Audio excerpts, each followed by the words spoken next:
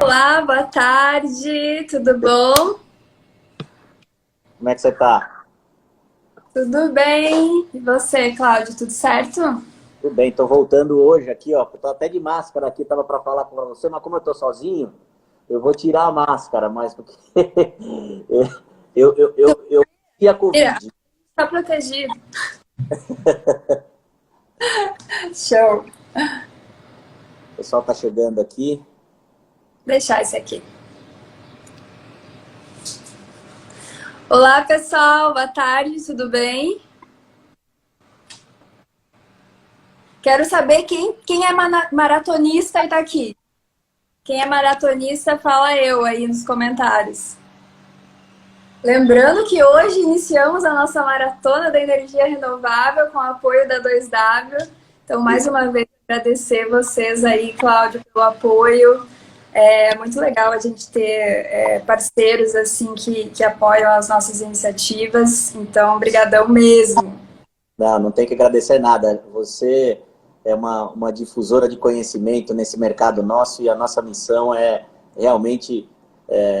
Não existe negócio que não tenha informação e conhecimento. Isso é a base de qualquer coisa. Então, a gente fica muito feliz aqui em estar apoiando a maratona. Convido todo mundo a entrar, convido todo mundo a, a, a conhecer essa iniciativa, essa plataforma de conhecimento que é a Comunidade Energias. E a gente tem uma missão aqui que é difundir conhecimento. Então, nós temos missões em comuns aqui, John. Exatamente, esse é o nosso objetivo, é levar a linguagem da energia de uma forma simplificada ao maior número possível de pessoas. E hoje vamos fazer mais um pouquinho disso, né, Cláudia? Pois é, hoje a gente vai falar sobre a modernização do setor elétrico. Eu fiquei muito feliz quando você aceitou o nosso convite aqui para tratar esse tema, porque você tem uma visão de vários vetores sobre esse foco, né? O vetor acadêmico, o vetor de negócios, o vetor institucional, o vetor regulatório. Então, conversar com você é muito importante, porque a gente, de um lado, tem a visão do campo ali, de estar conversando com o cliente, de estar conversando com os atores regulatórios, mas você também tem uma visão ampla, traz esse arcabouço também de business, mas também acadêmico, que é importante a gente entender. Já queria aqui te fazer, vou te encher de perguntas, hein, Joy? A gente vai, eu vim aqui para te ouvir bastante. Pergunta difícil aí que eu não vou saber responder. Não tem pergunta difícil. Outro dia, eu dei uma entrevista para um veículo que eu me lembrei de uma frase que eu vi muito tempo atrás, que não tem pergunta difícil, tem resposta complicada de se dar. Então, na verdade, isso é um bate-papo. A gente está com vários amigos aqui na audiência nossa, pessoas que seguem a 2W, pessoas da comunidade Energias. Então, a gente está falando aqui com o vocal nós dois, mas, na verdade, tem várias pessoas aqui que, de alguma maneira, estão participando dessa conversa, né? O tema é muito atual. A gente tem... Desculpa te interromper, Cláudia. Eu queria aproveitar para convocar essa galera que está aqui, porque eu sei que é uma galera que estuda, que vai atrás, que aproveita todo o material que a gente disponibiliza. Convocar vocês para participar desse bate-papo, tá, gente? Para qualquer termo, qualquer palavra que a gente falar que talvez vocês não entendam ou que vocês queiram dar uma contribuição, olha, comentem aqui e vamos fazer disso aqui um bate-papo, né, Cláudia? Assim, uma roda de conversa de amigos. Isso é o mais importante. Afinal, somos todos participantes desse meio ambiente do setor elétrico e não existe conhecedor de verdade absoluta. A gente vai trocando impressões, conhecimentos, vamos aprendendo uns com os outros. Já iniciando esse bate-papo, já direto ao tema, que é a modernização do setor elétrico, queria ouvir um pouco você. Esse tema começou a ser tratado talvez na consulta pública 033, lá em 17, depois endereçados no PLS 232, alguns temas, apesar de já terem sido aprovados na Lei 14052 e agora tratados na SMP recentíssima 998, né? O GSF foi tratado, subsídios de renováveis. Eu queria ouvir um pouco a sua impressão sobre esses movimentos recentes que a gente vem acompanhando. Show.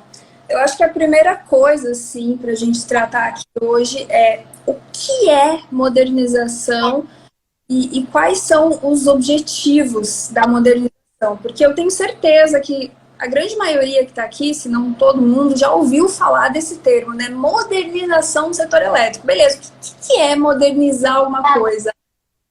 O que é deixar uma coisa mais moderna? O setor, ele passa por transformações, não é só o setor elétrico, é tudo, né, gente? Vocês sabem, a tecnologia evolui, tudo evolui.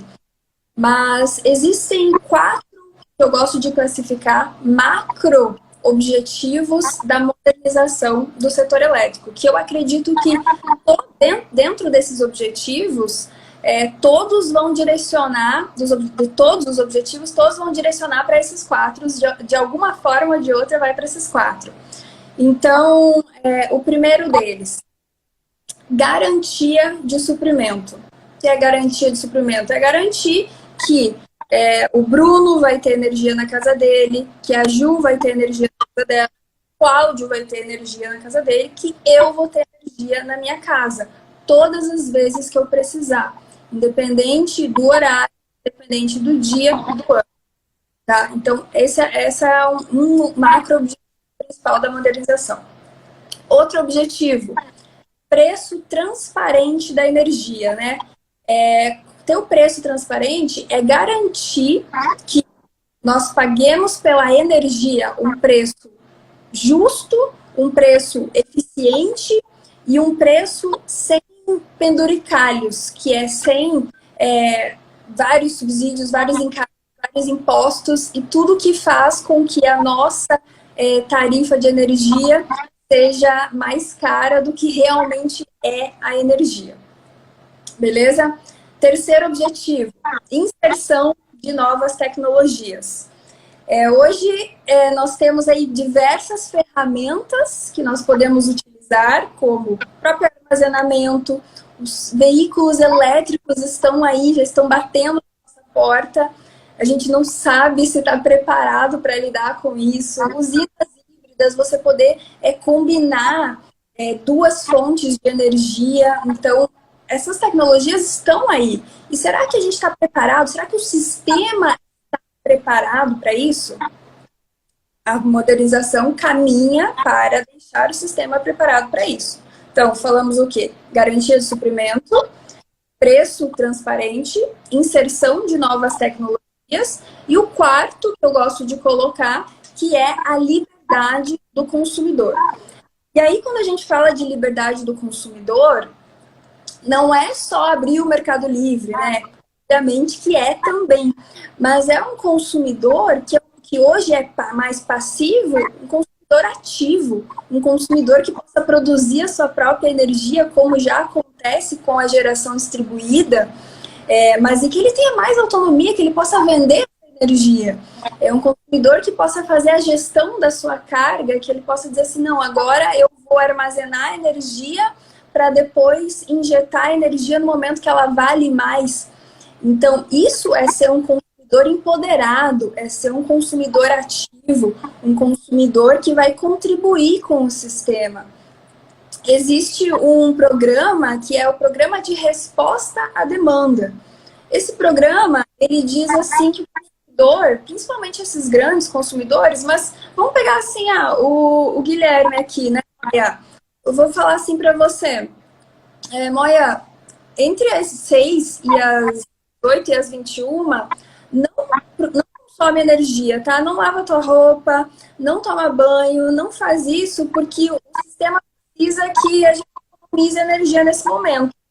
E aí, quem conhece aí a tarifa branca, ou já ouviu falar da tarifa branca? A tarifa branca nada mais é do que isso, a tarifa é mais cara nesses momentos em que a energia é mais cara. Então, isso é um consumidor empoderado, é um consumidor que pode tomar as suas decisões. E aí nós temos várias ações da modernização do setor que caminham para essa questão também do consumidor empoderado. E aí, inclusive, a abertura de mercado, né, Cláudio? A gente que é uma companhia que atua, né, no mercado livre de energia, com fontes renováveis, né, a gente percebe muito esse anseio do consumidor, né? Obviamente, o marco regulatório do Mercado Livre ele já tem 25 anos, né, da legislação, depois a regulamentação veio depois, mas a gente percebe que as grandes indústrias se apropriaram desse benefício do Mercado Livre, mas o pequeno e o médio consumidor empresarial, há muito desconhecimento e muita confusão sobre os benefícios, os riscos, a maneira de se mitigar risco desse Mercado Livre, né? E acho que é uma função nossa, da 2W e da comunidade Energês, levar cada vez mais essa informação. Acho que o ambiente livre vai propiciar cada vez mais a informação, a reivindicação da sociedade e vai propiciar esse ambiente livre de comercialização de um ativo chamado energia, essas soluções, seja GD, autoprodução, comercialização de excedente, são soluções que o mercado livre é que tem que entregar. As partes vão precificar os seus ativos, a parte vai adequar o seu consumo, modular o seu consumo. Essa negociação, ela é parte primordial do capitalismo, né? Se você não tem uma negociação, você não tem um ambiente mercadológico. E isso é tão importante que a sociedade perceba isso para reivindicar. Eu percebo um esforço do governo, das agências, dos atores, mas eu queria ouvir de você, onde é que você enxerga, porque a nossa percepção aqui, enquanto ator que está na lide comercializando, comprando, vendendo, somos investidores também de um parque de energia renovável no Nordeste, mas a nossa percepção é de que, e aí a nossa solução é a informação, né, de novo, é levar a informação, mas a percepção é que a velocidade desse empoderamento que você falou, do consumidor, ele está aquém do necessário, e é isso que eu queria ouvir você, e essa ineficiência traz um custo de produção no Brasil que traz uma baixa competitividade para o produto Brasil vis-à-vis os outros produtos no exterior. Eu queria ouvir um pouco a sua percepção, se a gente está no time certo, se realmente são discussões complexas, porque, de novo, a minha percepção pessoal é de que o viés é esse, o empoderamento do consumidor. Mas onde é que a velocidade ainda não chegou nesse ponto? Qual é a sua visão? As razões? Você sabe, Cláudio, que eu estava acompanhando o Enase, né? O Enase é um evento aí do setor elétrico que acontece aí tem uns 20 anos, é sagrado, e esse ano está sendo online, né? Então tá bem fácil de acompanhar. E eles fazem algumas enquetes assim, durante o evento. E ontem eles fizeram uma enquete que somente hoje eles divulgaram, e a enquete dizia o seguinte: como você acredita que está o processo de modernização do setor elétrico? Aí tinha as opções: lento, ok, médio, rápido, eficiente. E hoje eles divulgaram o resultado. 63% das pessoas falaram que esse processo estava lento. Por quê? Existe, claro, são várias nuances, várias frentes que tem que atuar em conjunto, e ainda por cima a gente tem o Congresso Nacional. A gente é muito dependente do Congresso Nacional para que algumas ações possam de fato acontecer. Então, tá caminhando. O que a gente teve assim de últimas não, mas já de processos que estão em andamento? Tivemos publicação de algumas portarias em relação à flexibilização da abertura de mercado, no caso do consumidor especial para o livre. A gente continua com aquele limite de 500 kW. 500 kW, eu posso negociar o meu contrato com alguns fornecedores, mesmo tendo uma limitação, mas eu já posso negociar. Até 2003, segundo a portaria do final do ano passado, 4, se eu não me engano, ela trouxe os limites de flexibilização. Ou seja, hoje eu tenho 2 mega para ser consumidor livre, né? Entre 500 kW e 2 mega eu posso ser consumidor especial. Ano que vem vai diminuir para 1.500. 2022 vai diminuir para 1.000. 2023, diminuir para 500. Aí a gente tem eliminação do consumidor especial. Qualquer consumidor que acima de 500 quilowatts que entre, vai poder ser livre, vai negociar a sua energia. Agora, nós temos aí esse... E abaixo desses 500, como é que funciona, né? Porque são muitos consumidores abaixo de 500 que estão de atenção, que já são do grupo A, que já tem um medidor que separa ali o fio da energia. Por quê? Para abrir o mercado para qualquer consumidor, e a portaria 465 trouxe isso, que a partir de 2023, ou seja, 2024, essa portaria diz o seguinte: as instituições de energia terão que apresentar um estudo com a viabilidade do consumidor da baixa tensão, eu, você, consumidor comum, possa entrar no Mercado Livre, possa liberalizar o mercado como um todo. Para isso acontecer, e a gente não sabe como é que está esse estudo, se ele está evoluindo, acredito que esteja, né, porque tem o GT de modernização do setor, o grupo de trabalho, que serve justamente para isso, para dar sequência a essas ações, e está estudando isso, né? Mas em 2024 está lá escrito na portaria que esse estudo vai ter que ser apresentado. Para acontecer uma liberalização para qualquer consumidor, nós precisamos que esses consumidores tenham uma separação do que é energia e do que é fio, o que é transporte. Porque a nossa tarifa de energia, a gente paga a energia e a gente paga a distribuidora, né? E aí entra aquela questão, né, Cláudio? Colocar a distribuidora para a função que tem, que é o quê? Distribuir. Né? Prestar serviço, né? A distribuidora deveria, não para comercializar a energia, mas para prestar o serviço da ponta final, né? É um prestador de serviço. Há uma distorção na minha visão sobre essa configuração. Mas, enfim, eu concordo. Eu acho que a gente está só o time, né? Que, obviamente, você tem um embasamento regulatório também bastante grande, mas é que eu entendo que a prática, o comércio, ele evolui numa velocidade e o regulatório, a legislação em outra. Mas é importante porque quem chega primeiro, né? Você não faz uma lei para depois ver a realidade. Você faz a realidade, acontece, e aí você regula. Essa é a mecânica da sociedade. Então, eu entendo que a sociedade econômica no nosso setor, ela está evoluindo mais rápido do que a regulação e a legislação. Ela está tentando acompanhar, eu percebo esse esforço dos agentes reguladores, mas algumas coisas, por exemplo, comunhão de carga, né? Comunhão de carga, a gente tem casos onde você tem o próprio Estado, reconhece como grupo econômico a figura de você ter um único controlador. Então, você tem a Joy, ou você tem lá 3, 4, 5 empresas, sejam postos de gasolina ou comércios, que você controla. São CNPJs diferentes, mas o grupo econômico é o grupo econômico da Joy ou do Lucas, que está aqui nos seguindo. É o grupo econômico. A Receita Federal enxerga isso como grupo econômico. Você tem 60% desse CNPJ, 80% desse CNPJ, 90% desse CNPJ. Então, esse é o grupo econômico. A Receita tem essa visão, a Justiça do Trabalho tem essa visão, do ponto de vista tributário, aquilo é um grupo econômico.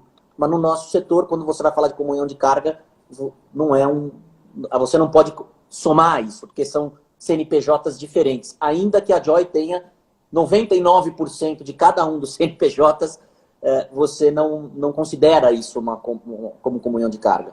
O que é um perfeito absurdo, né? Porque muitas vezes você tem CNPJs diferentes por questões tributárias, para ser lucro presumido, não tem sentido. O poder de controle é o mesmo. E aí você cria uma ineficiência. Você podia ter uma eficiência que esse grupo produzisse mais emprego, porque com mais retorno ele contrataria mais, venderia mais, seria mais competitivo perante os outros concorrentes fora do Brasil, e aí você não consegue, você vai amarrando o setor. Então a gente percebe que a prática anda mais acelerado, mas é importante a gente cada vez mais com informação, reivindicar os reguladores e legisladores para se aperceber disso, né?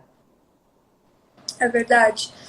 Existem uma série de questões, né? Por exemplo, o varejista, o próprio varejista, né? É um agente que precisa ser regulado, é um agente que ele pode fazer um papel muito importante nesse meio, que é pegar esse consumidor mais comum e vender energia para ele, fornecer, fazer toda a parte burocrática, esse meio campo, que é uma coisa que também está empacada ainda, né? Que não teve alguma movimentação de política pública no passado, não foi para frente, então tem que desenvolver, tem que melhorar todos esses mecanismos para que, de fato, possa acelerar esse processo de modernização, né? A gente sempre escuta o mesmo discurso, a gente escuta que sim, que está acontecendo, que está andando, que está... Mas a gente vê poucas ações. Claro, não vou dizer que agora o GSF, que foi uma coisa que realmente desempacou, foi uma coisa muito positiva, T998 também, são ações que estão acontecendo, mas existem políticas, mesmo que de divulgação, né, Cláudio, que deveriam acontecer mais por parte do governo. Então, para também trazer toda a população, engajar as pessoas a poderem contribuir, a poderem dizer, não, eu quero fazer parte disso. E eu vejo que na geração distribuída isso foi muito bem feito nos últimos tempos, aí no último ano. O pessoal está muito mais engajado, todo mundo sabe que é geração distribuída. Então, abriu muita porta para a gente começar a aprofundar mais. Beleza, gente, vocês já sabem que é geração distribuída, e geração distribuída é maravilhosa, é ótimo você poder gerar a sua própria energia. Agora, vamos lá, o que mais? O que mais que eu posso ter aqui nesse setor? O que mais que eu posso fazer como consumidor que vai me dar empoderamento, que vai me dar autonomia, que vai poder fazer com que eu tome minhas decisões e contribua para o sistema ainda mais. Então, é isso que tem que cair mais também para acelerar esse processo, né? A gente tem um papel, de novo, na informação. O governo somos nós, né? A sociedade é que pressiona os legisladores, é que reivindica, então por isso que eu acho que temos um papel importante. Já partindo para uma segunda questão, terceira, já perdi a conta, Joy, você é um arcabouço tão grande de conhecimento que eu já vou aqui. Você passou um pouco sobre a questão de novas tecnologias, né? Quando você comentou alguns embasamentos dessa modernização. A sensação que tenho é que isso está extremamente vinculado a essa liberalização de mercado, a criação do mercado livre mais amplo, porque muitas vezes ela também necessita de investimentos, esse desenvolvimento. Queria ouvir você um pouquinho, qual a sua visão a essas novas tecnologias no setor elétrico, que a gente já está começando a acompanhar algumas. Bastante amplo, né? Porque quanta coisa, pensa só na parte de bateria. E ainda eu estava também lendo outro dia sobre hidrogênio e eu fiquei bem intrigada, porque eu já ouvi falarem que o hidrogênio, não, só 2035 e não sei o quê. E aí vem alguém com uma informação de que não, o hidrogênio ele já poderá ser tão viável quanto uma bateria, dependendo como você faz a gestão do seu consumo, que é aquele negócio de, por exemplo, eu pegar a energia em um momento, armazeno ela ou uso ela para produzir hidrogênio em um momento que ela custa mais barato, e aí quando a energia custa mais caro, eu pego essa energia e vou injetar na rede. Então, isso é fazer uma gestão de consumo e até uma gestão de demanda que já existe hoje, que é muito lucrativa, tanto para o consumidor quanto para o sistema. Então, utilizar todas essas tecnologias, né, poder abastecer o meu carro elétrico com energia solar que eu estou gerando na minha casa, olha só isso, como que a gente ia imaginar? Está muito mais próximo, já existe, na verdade, né?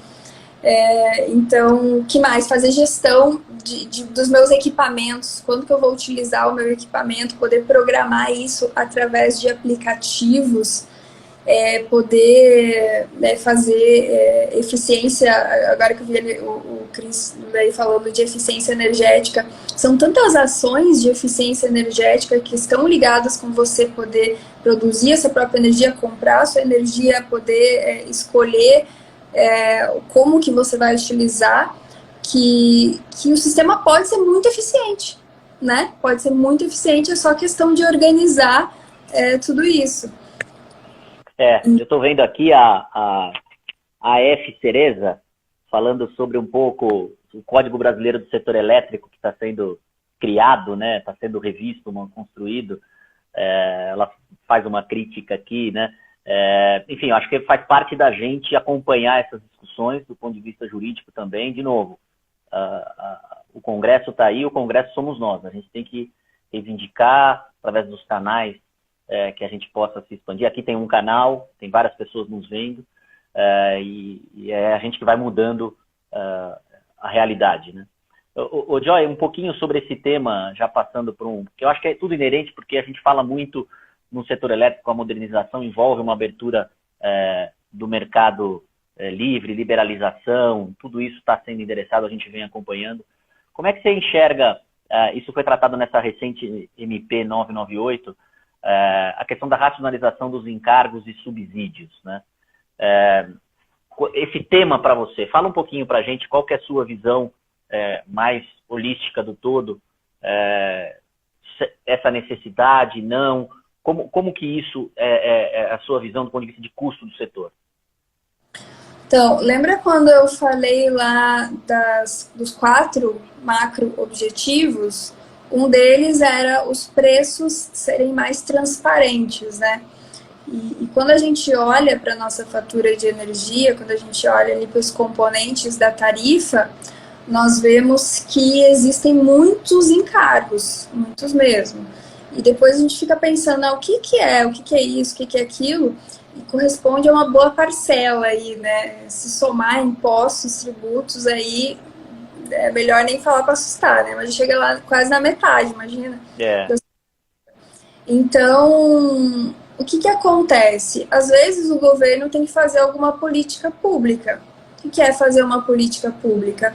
É incentivar alguma coisa de alguma forma para que ela starte, para que ela possa ter uma viabilidade mais social, né? Por exemplo, consumidores irrigantes, né, que trabalham no rural, ali eles têm um benefício, tem uma tarifa mais baixa, o baixa renda também tem uma parcela destinada ao combustível que é produzido lá nas redes que não chega a energia lá na Amazônia, né, que precisamos de alguma forma levar a energia até essa região. E nós temos também quando as renováveis começaram a serem viabilizadas, né? Então, vamos incentivar as energias renováveis, eólica, solar, PCH, biomassa, para que elas possam começar a ser competitivas, porque se ninguém incentivar, elas não vão conseguir por si próprias entrar aí nesse mercado. E o que aconteceu? O governo forneceu uma política, um incentivo que essas fontes de energia, e lembrando que aqui a gente não está falando de geração distribuída, tá? Nós estamos falando de grandes usinas, né? De usinas que comercializam energia. Essas usinas receberam um desconto no fio, que nós falamos, que é um desconto naquela segunda parcela, que é a distribuição, que é o transporte da energia. Então, elas têm esse benefício de 50% a 100% de incentivo de não precisar pagar essa parcela do fio, como forma de viabilizar. O que acontece? Hoje, essas fontes renováveis, né, solar, eólica, principalmente a biomassa e pequenas hidrelétricas também, elas já são bem competitivas no mercado e elas já têm aí já conseguem preços mais competitivos até que algumas fontes mais tradicionais. Então, o governo ele já vinha com essa proposta de fazer com que esse incentivo fosse eliminado, já estava programado para isso acontecer. E agora, com a MP 998, eles realmente trouxeram esse ponto, dizendo que em um ano, né, ou seja, setembro de 2021, haveria a eliminação, né? Não seria a eliminação. Quem tem, continua até terminar a sua outorga, mas os novos entrantes ali não teriam mais esse desconto no fio. E esse desconto no fio, gente, não é que ele... pronto, acabou, deu desconto. Não, a gente paga por isso, tá lá na nossa conta de energia, todo mundo paga. Então, ter esse preço transparente, ter essa eliminação de encargos, e assim como a F. Cereza aqui falou que os incentivos estão diminuindo para os produtores rurais, também faz parte dessa questão de eliminar esses encargos e esses subsídios e trazer um preço mais justo, que é um objetivo macro que está até na Constituição, que é trazer uma modicidade tarifária, um preço da energia que seja mais justo para o consumidor. Então é para isso que todo mundo trabalha, um mercado competitivo, um mercado eficiente e com preços justos. Então, o que eu penso sobre isso, Carlos?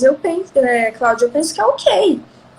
Eu penso que tá tudo bem você incentivar de alguma forma e depois você deixar aquela fonte se trabalhar por conta própria, porque ela já tem esse poder, ela já consegue ter essa autonomia.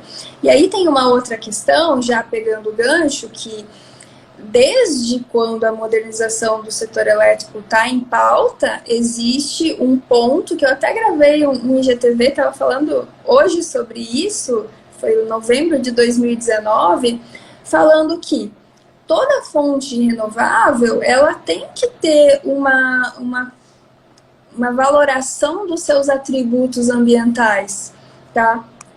E isso é muito colocado na modernização, inclusive dentro deste grupo de trabalho que trata sobre a racionalização dos encargos e subsídios, ele fala, não, beleza, a gente vai racionalizar os encargos, mas a gente tem que valorar as energias renováveis porque elas têm os seus benefícios, em relação a não renováveis. A gente está num acordo de Paris, a gente está trabalhando para que as nossas emissões sejam diminuídas.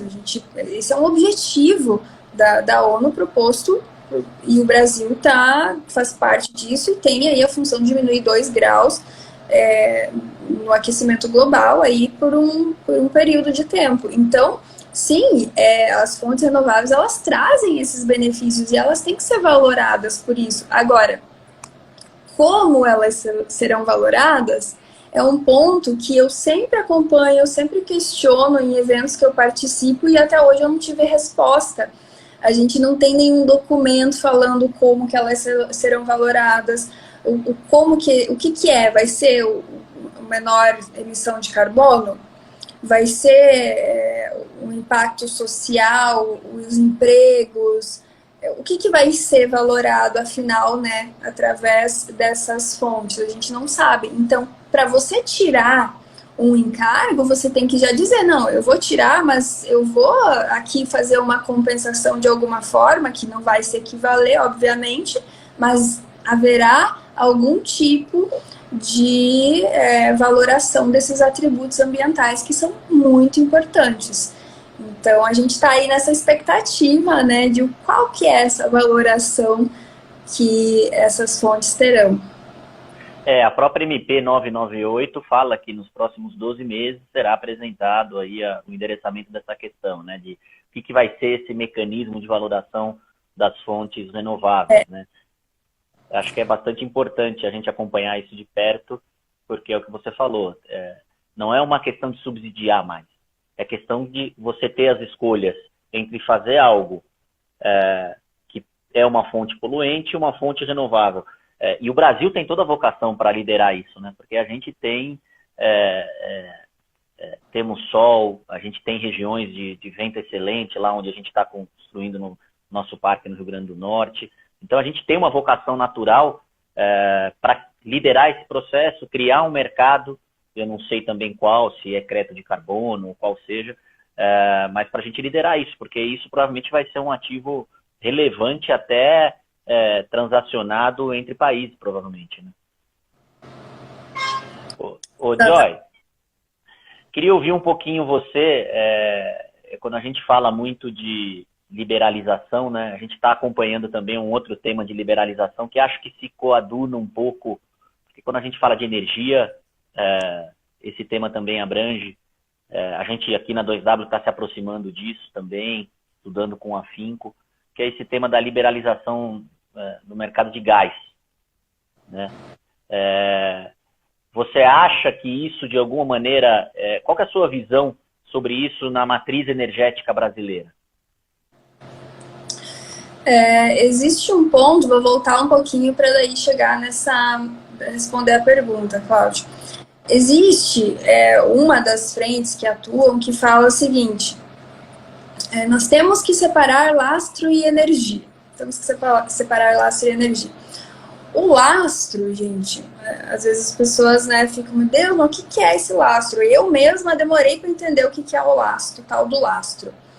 O lastro é a confiabilidade que o sistema oferece, que está vinculado com um daqueles... na verdade ele até se vincula com outros, mas o principal é aquele primeiro objetivo que eu falei, que é a garantia de suprimento. E para eu ter garantia de suprimento, eu preciso que o sistema seja confiável, que ele tenha confiabilidade. O que quer dizer um sistema que tenha confiabilidade? Imaginem assim, que eu tenho, a partir de hoje, a gente desliga todas as fontes e a gente deixa só a fonte solar, do jeito que ela é, sem combinar com outras e sem armazenamento. E a gente coloca ali, hoje a gente tem 170 GB de potência, a gente coloca 400 GB de potência de solar. E aí, beleza, temos 400 GB de potência de solar, maravilha, tá sobrando energia, né? Só que, o que vai acontecer à noite? Se a gente não armazenar energia, se a gente não tiver uma outra fonte, não tem garantia de suprimento, não temos energia, tá? E isso precisa ficar muito claro para todo mundo, porque, gente, a pessoa que defende mais a solar sou eu. Eu sou aquela pessoa que, gente, se pudesse, teria só solar. Só que eu tenho essa consciência de que o sistema precisa que ele seja estável em todos os momentos, e a solar não me garante essa estabilidade. Eu preciso... Isso é o que você fala muito sobre critérios de suprimento? Isso, exatamente. Critério de suprimento me diz isso. Ele diz, não, você precisa garantir que não falte energia nos picos ali, no maior pico possível, você vai ter que garantir energia naqueles momentos.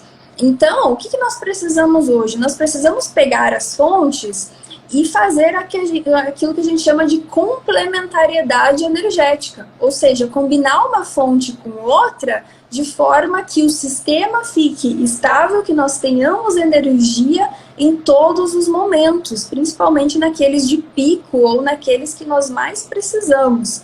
Então, fazer a separação de lastro e energia ter energia, beleza, eu tenho essa energia vai ser negociada, eu vou fazer ali contrato de negociação, eu vou fazer, colocar ali na bolsa, vou negociar, beleza. Mas aí eu tenho a confiabilidade do sistema. E essa confiabilidade do sistema eu preciso garantir com algumas fontes que eu possa dizer assim, não, agora preciso gerar energia. Gera energia agora. Se eu falar isso para a eólica no momento que não está ventando, o que ela vai fazer? Ela não vai fazer nada, ela não consegue gerar energia nesse momento. Agora eu vou precisar de uma fonte que eu diga assim, não, eu preciso agora de energia, urgente. E eu não tenho mais o que fazer, eu não tenho reservatório, eu não tenho mais solar, eu não tenho mais eólica. E aí essa fonte vai ser provavelmente um combustível, que aí que entra a resposta para a pergunta que você me fez. Eu acredito que o gás natural, ele pode fazer muito bem esse processo de transição energética que nós estamos, que é sair um pouco, sair do carvão, dessas fontes que são as mais poluentes fósseis e termoelétricas que nós utilizamos hoje para essa garantia, para poder utilizar o gás natural, que dentre as poluentes é o que menos polui, né? O menor impacto. Então, nós temos aí gás sobrando, gente. O gás do pré-sal, ele está aí chegando com preço cada vez mais competitivo, e essa abertura aí do mercado de gás, ela nos traz isso, e aí a gente pode utilizar isso para quando nós precisamos aí de energia para fazer essa base, para fazer, utilizar quando o sistema está realmente em uma situação mais delicada. Entendi. Hoje você acha que o sistema tem uma governança adequada? A gente tem o papel da ONS, eu não sei se todos os nossos a ONS faz o papel de despacho, né? Mas como é que você tem uma governança no setor elétrico? Como é que você enxerga? Eu te acompanho bastante, você trata em alguns posts sobre isso. Queria te ouvir também. Olha, Cláudio, isso até as próprias instituições, elas admitem que elas precisam melhorar nesse ponto, ou seja, definir exatamente quem define o quê, quem é responsável pelo quê, quem faz o quê. Então, eu acho importante que essa pauta aí da modernização também caminhe de forma a fazer com que o próprio setor ele seja mais eficiente no ponto de vista de o que é agora a responsabilidade da CCE, o que é a responsabilidade da ANEEL, o que é a responsabilidade do CMSE, do ONS, para não haver conflitos na hora de tomar decisões, porque às vezes muitas decisões precisam ser tomadas no setor, que acontece aquela burocratização, né? Não precisa disso, precisa daquilo.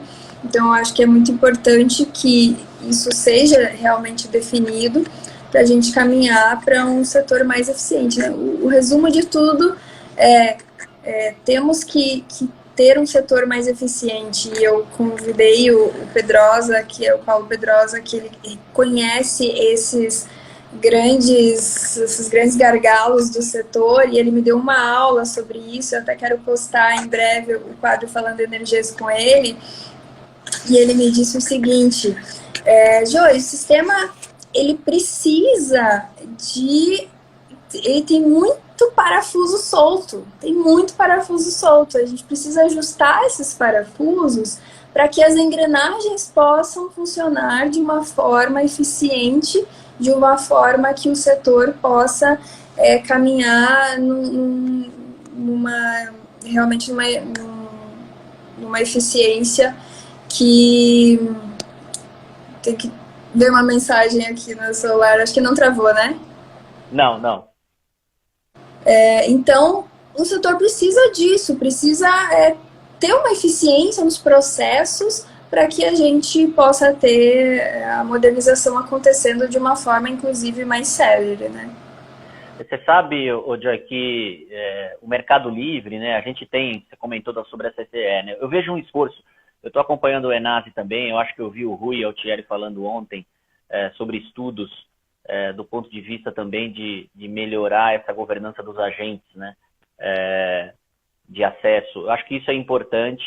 O setor, as plataformas de comercialização, elas vêm amadurecendo com o tempo. Eu percebo uma gestão de risco e governança cada vez melhor, o que é importante. E a gente também, ninguém é mais eficiente para poder expurgar ou desenvolver um mercado do que os próprios participantes, né? A famosa autorregulação. Eu percebo uma evolução ao longo dos anos nisso, né? Ele comentou isso anteontem, que a CCE vai estar olhando com olhos para poder regular as entradas de novos agentes e tal, e isso é muito importante. Você está me ouvindo, Joyce? Apareceu uma mensagem aqui. Sim, Cláudio, e aproveitando nisso que você falou, eu acho que a gente faz um trabalho muito sério de poder dizer para qualquer pessoa que trabalha no setor, de qualquer forma, de falar assim, gente, vocês precisam entrar no setor como um agente tomador de decisão também, de dizer assim, não, eu posso opinar, porque até um tempo atrás, e ainda é assim, o setor ele é muito fechado, ele é muito aquilo ali, ó, são aquelas pessoas que estão ali, que estão na gestão há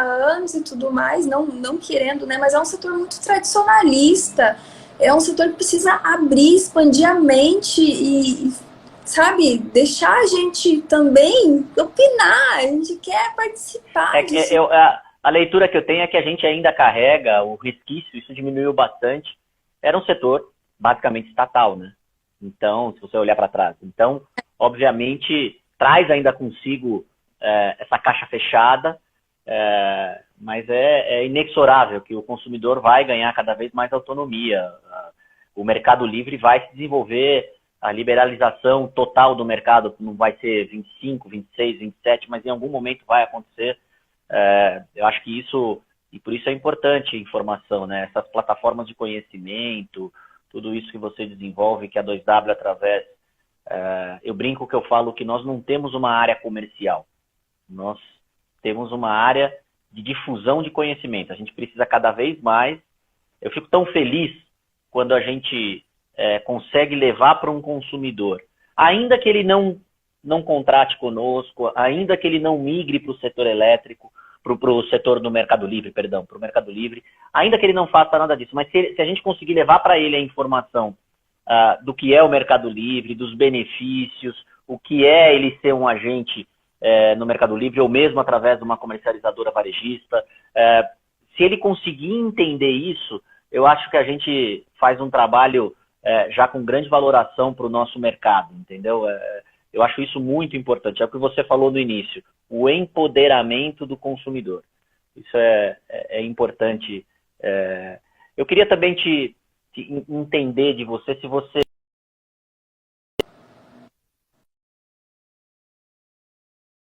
Travou aqui. Tinha frisado aqui. Como é que você enxerga a sistemática de leilões, né? A gente não teve nenhum leilão esse ano ainda no mercado regulado. Eu basicamente, óbvio, por ser uma plataforma de comercialização no Mercado Livre, eu acho que as melhores condições elas são negociadas efetivamente no Mercado Livre. Mas como é que eu queria te ouvir um pouquinho sobre essa sistemática de leilões? Até interessante você tocar nesse ponto, Cláudio, porque na MP 998 veio um ponto bem interessante em relação a isso, que é a contratação de potência. Como é que funciona hoje, né? O leilão, a distribuidora diz o seguinte, olha, eu preciso de um valor X ali, preciso de 500 megawatt-hora, e alguém vai ter que me fornecer isso. Aí o governo vai lá, faz o leilão, um gerador oferece aquele valor, aquele produto por um preço aceitável, é comprada essa energia para que a distribuidora possa oferecer, e ponto final, é isso. Porém, com aquela separação que eu comentei com vocês, que é a energia e a confiabilidade, o lastro, nós precisamos também contratar isso. E como que vai funcionar, né, essa contratação? É uma coisa que precisa ser definida exatamente aí nesse ponto das sistemáticas dos leilões. Como que eu vou contratar a confiabilidade? É baseado no quê? Qual que vai ser o critério para valoração dessa confiabilidade? Vai ser potência?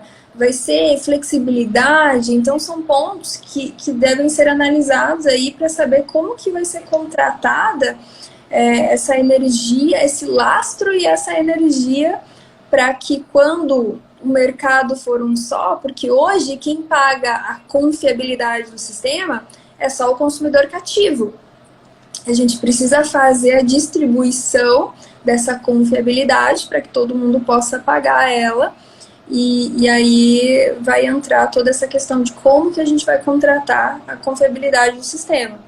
E tem uma coisa interessante também, Cláudio, que a gente não comentou, mas que também está relacionado àquele outro item, que é dos preços transparentes, que é uma ação, acho que é a mais rápida que aconteceu, que foi o PLD horário, né, que vai acontecer em 2021, que é a implementação do preço horário.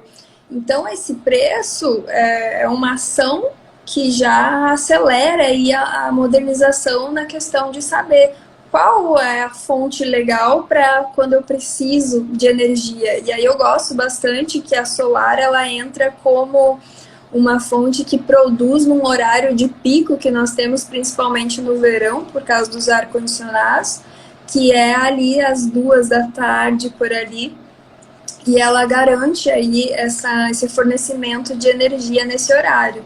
Então eu acredito que o PLD horário vem contribuir bastante com a fonte fotovoltaica.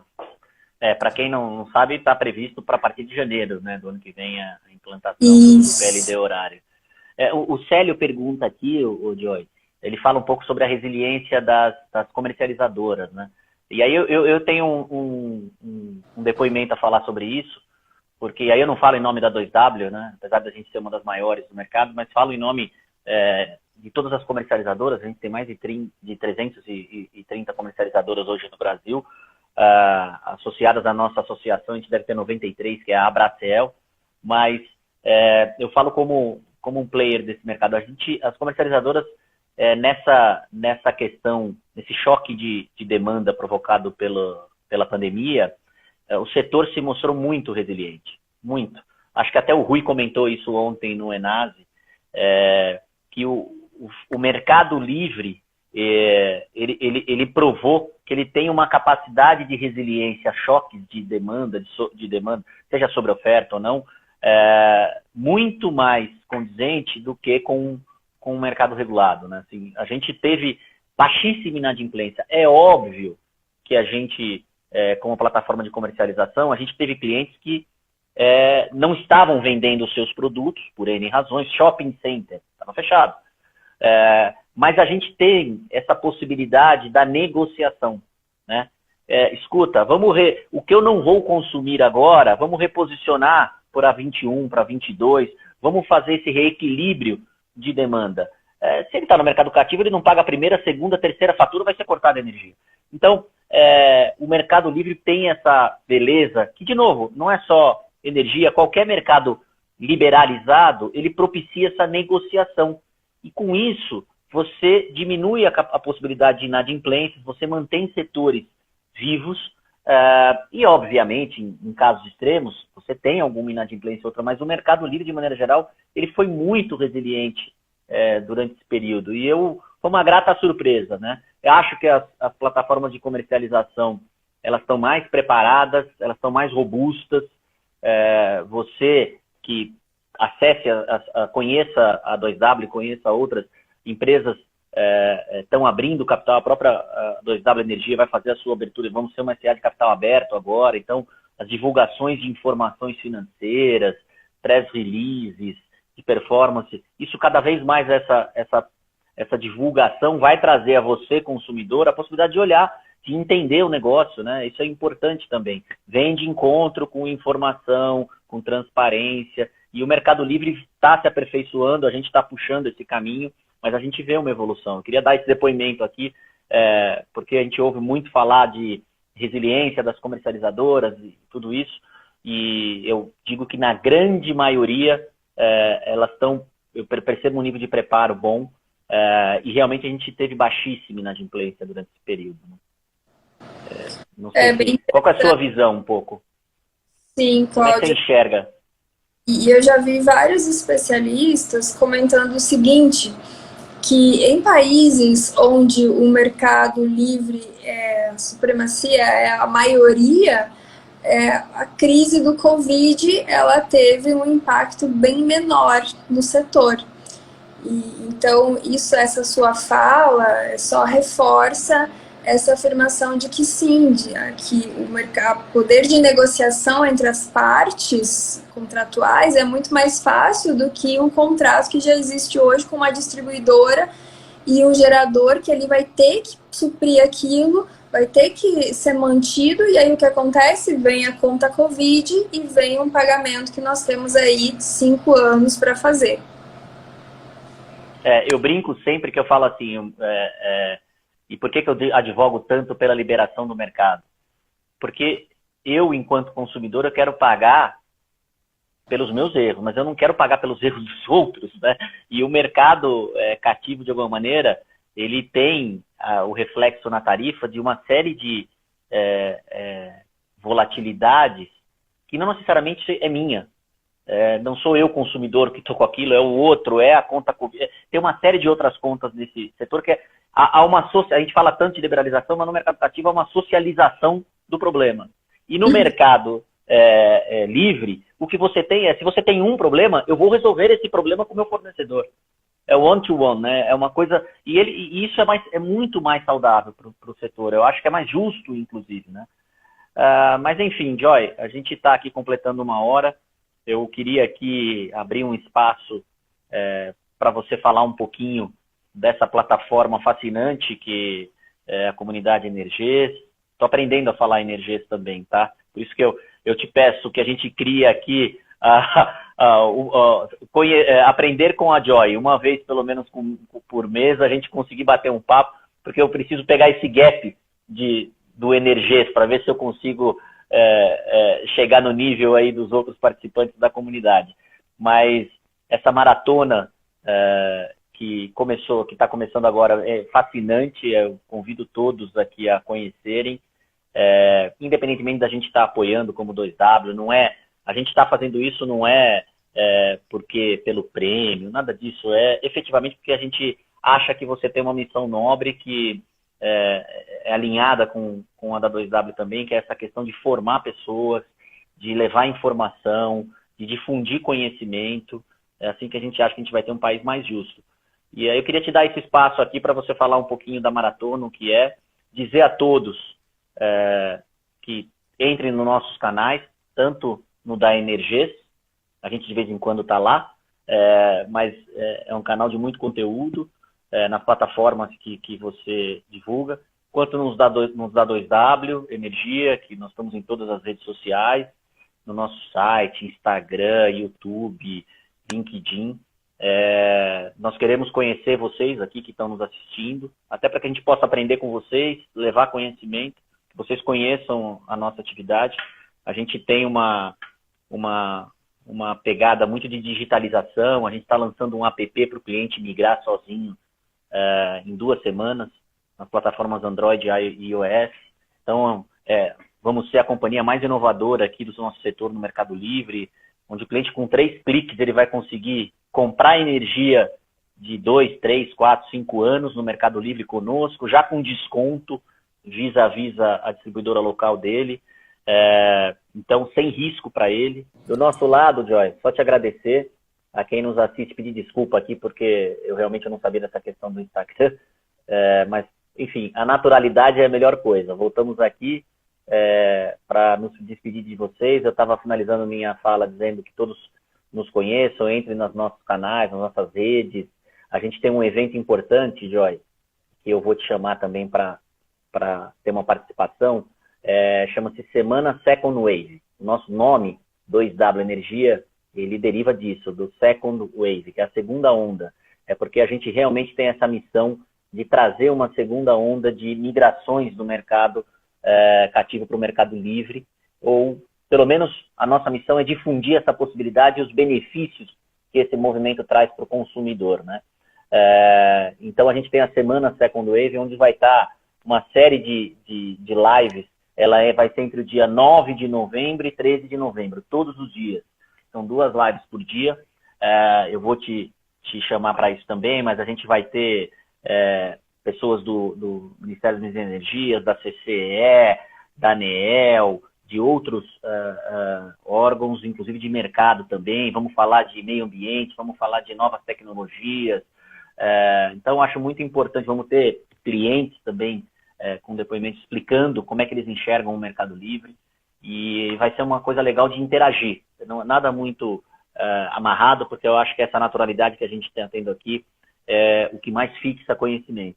Então, eu convido todos, de 9 a 13 de novembro, a gente vai divulgar isso bastante nas próximas semanas, para nos acompanharem. E acompanhar a Joy, que é a nossa enciclopédia também do setor, a nossa referência. Ela sabe disso, o quanto de apreço a 2W tem por ela. E vamos lá, vamos terminar essa maratona, hein, gente? Não é para largar no meio. Não é para desistir, não é para É isso.